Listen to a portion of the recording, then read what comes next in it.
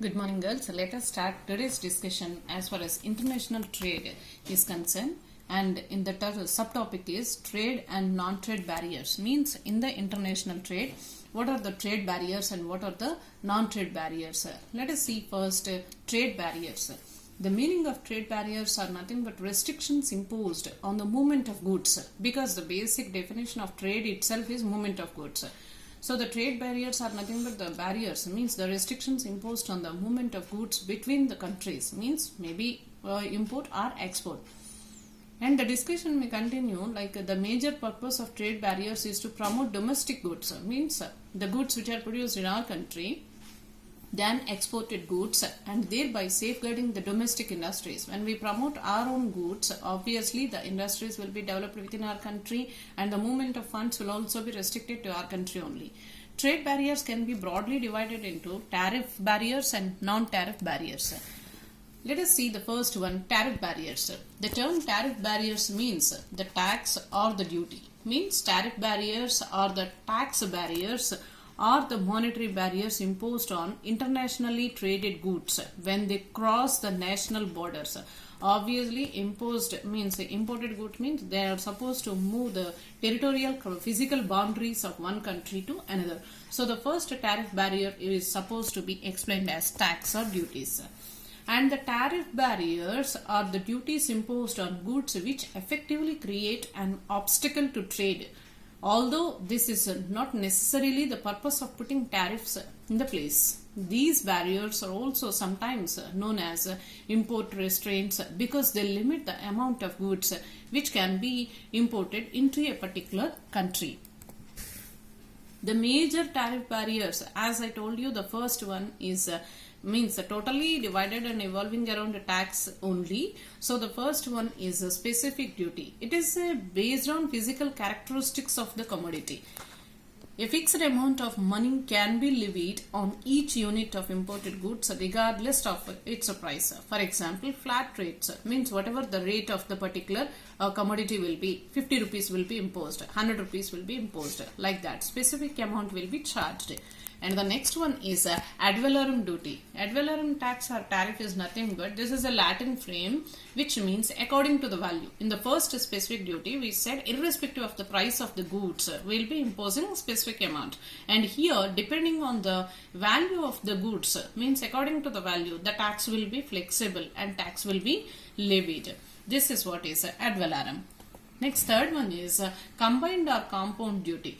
It is a combination of specific and ad valorem, means point number 1 and 2 on a single product. For example, there can be a combined duty when 10% of value ad valorem and 1 rupee per kilogram. Means here this is combination of both a specific duty and ad valorem duty. Next fourth one is a sliding scale duty.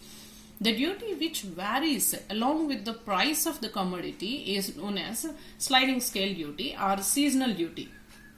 These duties are confined to agricultural product as their prices frequently vary because of natural and other disastral or natural calamitical and environmental factors. Countervailing duty. It is imposed on certain import where it is being subsidized by exporting governments. As a result of the government subsidy, imports become more cheaper than domestic goods. To nullify the effect of subsidy, this duty is imposed in addition to the normal existing duties. And sixth one is a revenue tariff.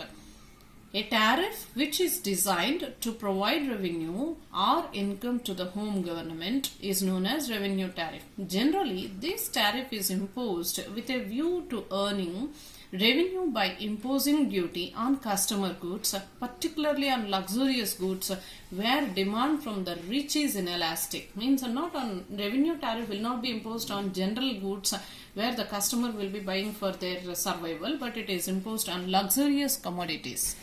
Next one is anti-dumping duty. At times, exporters attempt to capture foreign markets by selling goods at rock bottom prices. Such practices are called dumping. As a result of dumping, domestic industries find it very difficult to compete with imported goods. To offset anti-dumping effects, These duties are levied in addition to the normal duties, but this is in extraordinary and rare circumstances. Next one is a protective tariff. In order to protect domestic industries from stiff competition of imported goods, protective tariff is levied on imports. Normally, a very high duty is imposed so as to either discourage imports or to make the imports more expensive as that of domestic products. Means we as any country girls first tries to sell its own commodities. Apart from its own commodities, they are supposed to even increase the foreign exchange currency also. So, in order to discourage imports, which are more and more compared to, means in cutthroat competition, they will be imposing such duties. Next one is classification of tariffs on the basis of trade relationships. Means between the countries and among the countries, there will be certain trade relationships will be, or bilateral relationships will be there. Depending on that also, tariffs will be imposed. Under which the first one is the single column tariff. Here the tariff rates are fixed for various commodities and the same rates are charged for imports from all the countries. Tariff rates are uniform for all the countries and discrimination between importing countries is not made. Means flat rates will be imposed, as the name itself indicates. It is single column tariff. Next one is double column tariff. Here two rates of tariff on all commodities are fixed. The lower rate is made applicable to a friendly country or the country with which we have bilateral trade agreements which are already entered into, and the higher rate is made to all other countries which are newly or budding into our relationships. And coming to triple column, here three rates will be imposed. They are general rate, international rate and preferential rate. The first two are similar to lower and higher rates, while the preferential rate is substantially lower than the general rate and is applicable to friendly countries with trade agreement or with close trade relationships. Means, of course, beyond the first two, if at all a country is there where you need to be very close and very, useful relationships among these two, between these two countries, in such case you can use extraordinary lower relationships and lower tariffs. That is what is known as a triple column tariffs. Next, we need to discuss non-tariff barriers. The name itself indicates, girls, any barriers other than tariff. Means what does it mean?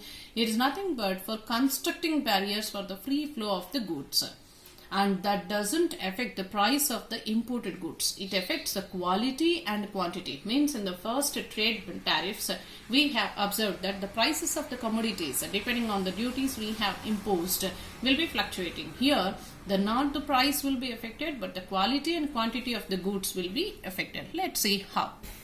So the first one is licenses. Means the general license is granted by the government and allows the importing of certain goods to our country. Means the government if it thinks the commodity will be enjoyed its sales, or the customers or the people of the country will be enjoying the product, means in such cases there will be given the licenses of selling the goods to other countries in their fiscal boundaries.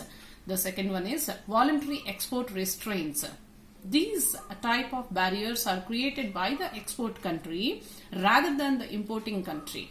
These restraints are usually levied on request of the importing company. We'll say an example. Brazil can request Canada to improve on export of sugar because to Brazil, as this helps to increase the price of sugar in Brazil and protects its domestic sugar producers. Means that is the reason. To discourage the domestic producers, it may ask to go for higher ends of the prices. That is voluntary export restraints.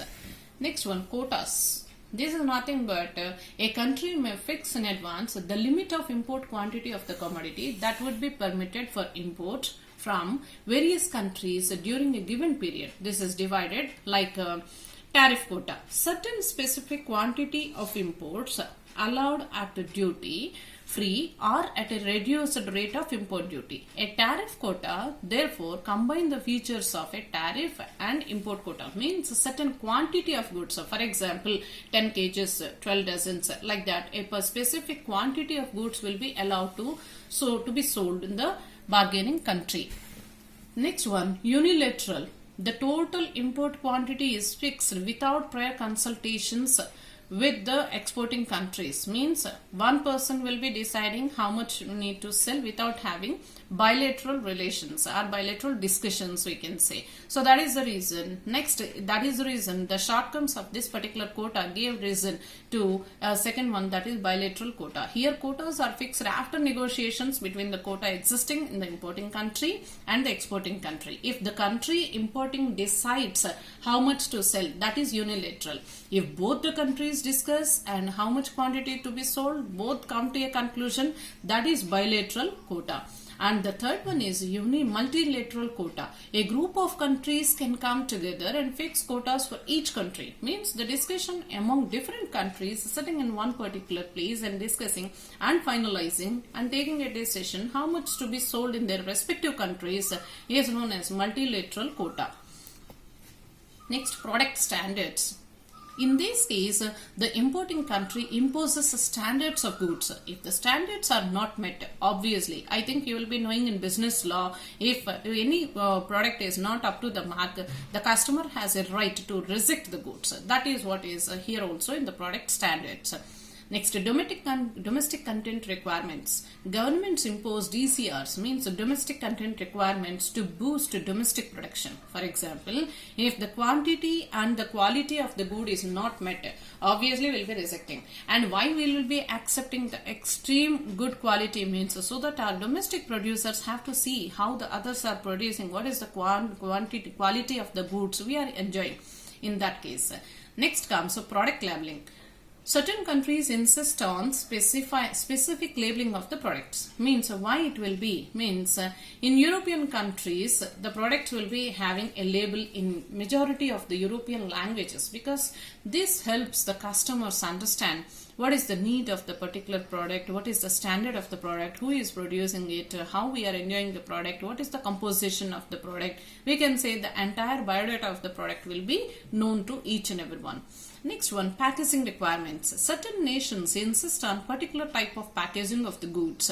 So, for example, we'll continue. This European Union insists packaging with recyclable materials, because after using that particular product, we can use even the packaging stuff also. Next one, foreign exchange regulations. The importer has to ensure that adequate foreign exchange is available for import of goods by obtaining a clearance from exchange control authorities prior to concluding of contract with the supplier. Because after taking all these means of product delivery, then any regulatory problems are there or any exchange problems are there from the higher authorities, means it will not be looking good. That's the reason first clear the channel of sending the goods, movement of goods, and then we can take the movement of the goods. And next one, state trading. In some countries like India, certain items are imposed or exported only through channelizing agencies like MMTT, means Minerals and Metals Trading Corporation of India. Only they are eligible and liable for selling of the goods under certain agencies. And the last one is embargo, means partial or complete prohibition of trade with any particular country, mainly because of the political tensions. I think Pakistan will be the better example here, because they will be because India and Pakistan is not having any friendly relationships. So India can completely prohibit certain products or to trade with that particular country because it is having a political tension or some other territorial tensions, etc. And other non-trade barriers are like health and safety regulations, technical formalities, other environmental regulations, means suiting on their weather conditions, whether this particular product will be useful for them or not.